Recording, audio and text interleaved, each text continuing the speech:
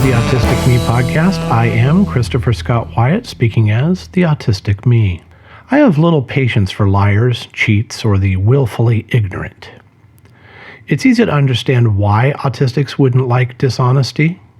Many of us are black and white thinkers with inflexible ethical systems that function like flowcharts. We struggle when there isn't clear good or bad, especially when we have to weigh two bad choices. You lie, I hold it against you. You cheat, I hold it against you. Yes, I have learned to adjust to the social nuances of white lies a little bit, but I don't like them. I'm the driver people find annoying. I try to stay close to the speed limit. I try to follow the rules. My daughters know that I watch the speed limit indicator on our GPS navigation screen. They also notice when the indicator turns red. Rules help me process the world. And then there's ignorance. How does ignorance fit into my ethical system? I consider willful ignorance wrong. It leads to believing and saying things that are demonstrably false.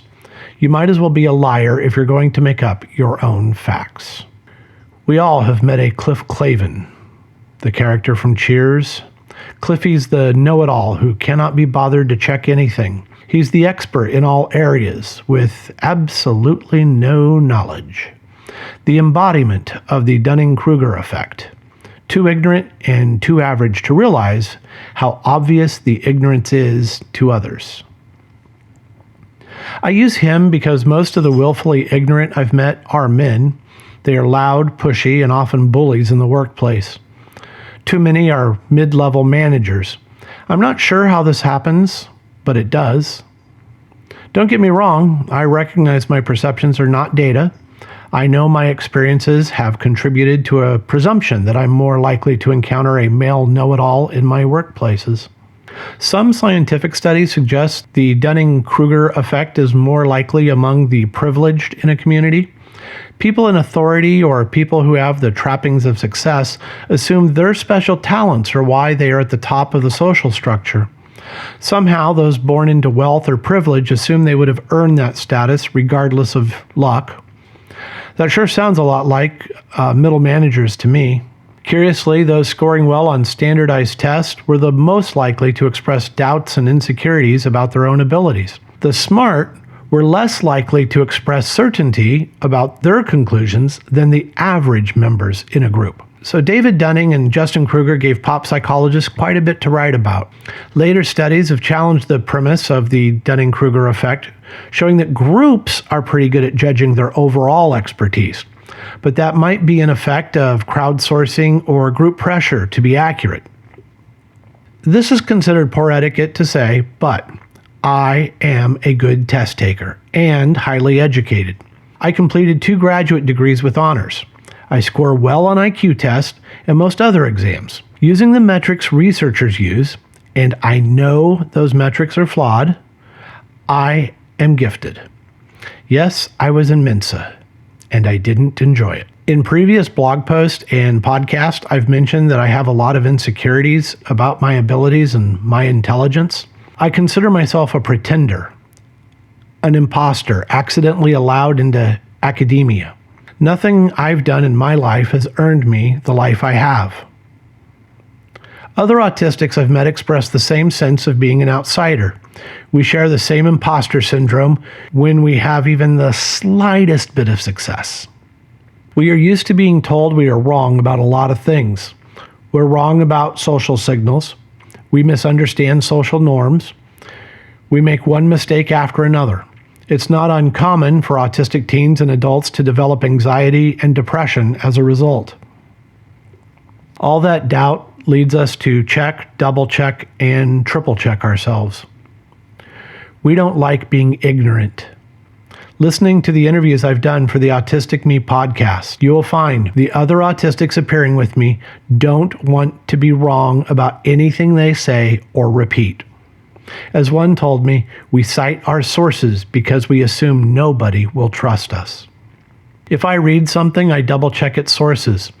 I scroll to the bottom of wiki articles to follow the source links to verify the content. When I was young, I fell in love with encyclopedias and dictionaries. I hope my daughters come to love reference books too. My wife and I own enough books that there are 10 and 12-foot bookcases in 3 of the rooms in our house.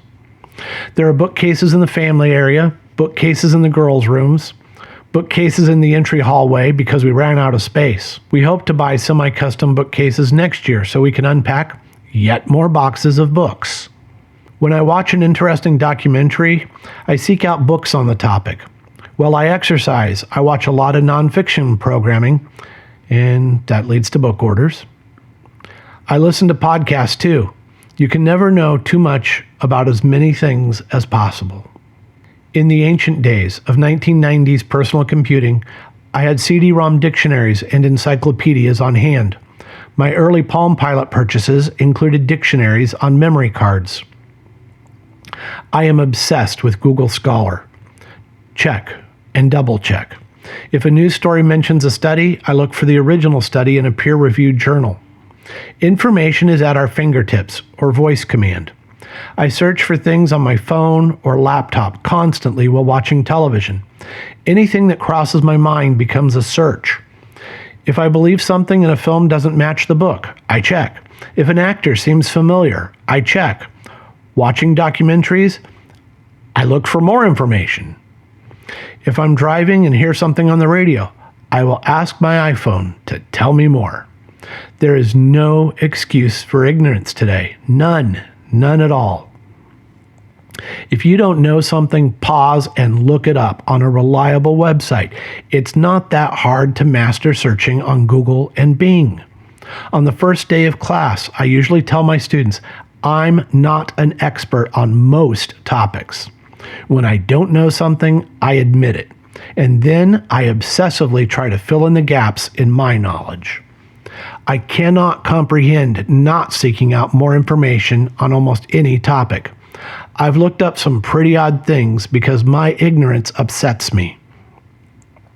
Why can't other people pause to check themselves before making a claim or repeating something that seems unbelievable? How can they state supposed facts that I assume most people recognize immediately as wrong? Dunning-Kruger would likely answer that the openly ignorant don't believe they are mistaken. Although I assume everyone instantly recognizes the mistakes or the outright fabrications of a Cliffy, the reality is that few other people are confident enough to challenge these statements. Enter the Autistics' lack of self-monitoring. When we know something is incorrect, we're that one person in the room likely to speak up. And we might not stop to consider how it appears to correct a classmate, colleague, manager, or teacher. I have questioned statements by teachers, colleagues, and supervisors. Usually I'll try to remember to ask, are you sure about that? But sometimes I know the statement was wrong, even if I don't happen to know the correct answer. That doesn't sound right. Can we check on that? Even if not offering a correction, but asking if the statement is correct, that's likely to offend the speaker. In fact, it seems more likely than when you are able to offer the correct information. Really. So, what is the right information? Thankfully, there are phones and computers. Let's check. I could be wrong. Seems like a safe response, but it doesn't always diffuse the situation. And what if the autistic is the expert in the room or online regarding the topic? When we latch onto a topic of interest, we become obsessive. Maybe that's not the best word for it, but it is the most accurate. So let me explain before I get back to my impatience with ignorance. Autistics sometimes forget that we immerse ourselves in our fascinations. Though I don't assume everyone shares my interest, I forget that most people aren't interested in my favorite topics. Other autistics confirm that they will start lecturing to others without realizing they are doing so. Someone makes a mistake or even asks a polite question, and off we go. So all those books in our house, many come from wanting to know all I could about a topic. I have more books on some topics than the local library, and certainly more than the local bookstores. Philosophy books are packed and stacked onto 11 shelves. Double stacking is common. And not all philosophy, or I'd need an entire room. No, my interests are narrower. The books cover phenomenology and existentialism, along with biographies of the major figures. Next to philosophy are shelves of books on world religions. I have an extensive collections of works on mythology, too. Economics? I have yet another bookcase dedicated to the topic. The field of economics isn't limited to finance, something I explain to anyone raising the subject. Economics is the study of allocating scarce resources. Macro, micro, behavioral economics, texts on statistics, statistical modeling, data are certainly an obsession for me. And then there's my fascination with books and print. I have a massive and apparently valuable collection of books on typography, graphic design, and the history of printing technologies. The academic collection I co-edited is on typography and typefaces. We also have an entire bookcase dedicated to linguistics, writing, and editing. It's fun to learn about word origins and how English grammar evolved. As a writer, I'm interested in playwriting and screenwriting. So I have a library worth of books on writing for stage and screen. I do not pretend to be immersed in other topics in quite the same way as I am with philosophy, religion, economics, graphic design, and writing. I am particularly interested in how these fields overlap, which they do in fascinating ways throughout history. All those books on a relatively narrow set of subjects reflect my passion for those areas. I care about the topics and want people to be accurate when discussing them. Yes, I can be pedantic. A passionate pedagogue, often with an unwilling audience. I've met autistics with encyclopedic knowledge of topics both expected and unexpected.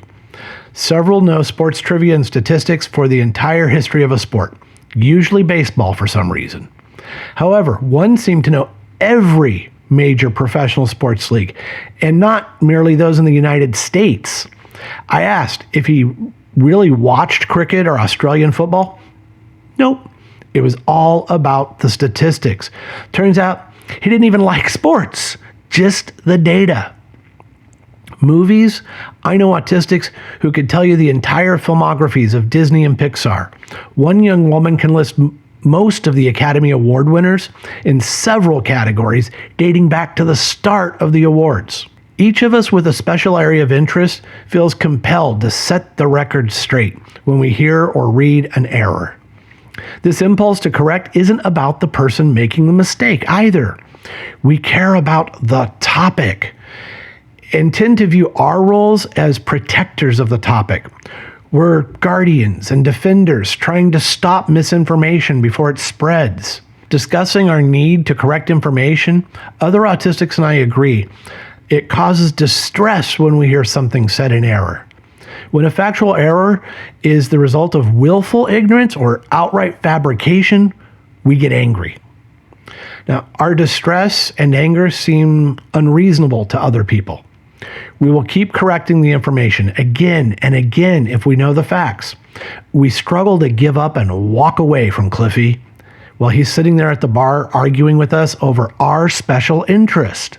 I get caught up in this trap far too often and too easily. People misuse terminology from specialized disciplines. When you're an academic and hear one of your profession's words misused, you want to educate others. In economics, all the terminology seems to be misused, especially during political campaigns. Socialism, capitalism, markets are just the most obvious examples of words misused. Don't even get me started on capital. In typography, people have confused fonts for typefaces thanks to computer applications misusing the terms. It's a lost cause, but I still fight to defend the distinct meanings. And I have a degree in rhetoric. Just try explaining that rhetoric doesn't mean manipulative language. It means the study of persuasion and debate, not bombastic speech. I waste too much energy trying to fix ignorance that isn't going to be fixed. All that energy is only reminding people that I'm socially awkward and strangely emotional about a handful of topics. There is one topic about which most autistics seem to share a passion: autism. We will correct people and try to educate them even against their wills. We want the world to understand autism isn't one thing, one type of person, or even one group of people. We get passionate trying to explain ourselves. Our impatience with ignorance comes with a price. We antagonize others, supposedly, and end up alienating ourselves. But at least on the topic of autism, we're justified in not walking away. How do I know? Because I am Christopher Scott Wyatt, speaking as the Autistic Me. Remember that we are on Facebook and at Autistic Me on Twitter. And of course, we have the Autistic Me blog, which you can find using Google or Bing. Thank you for listening.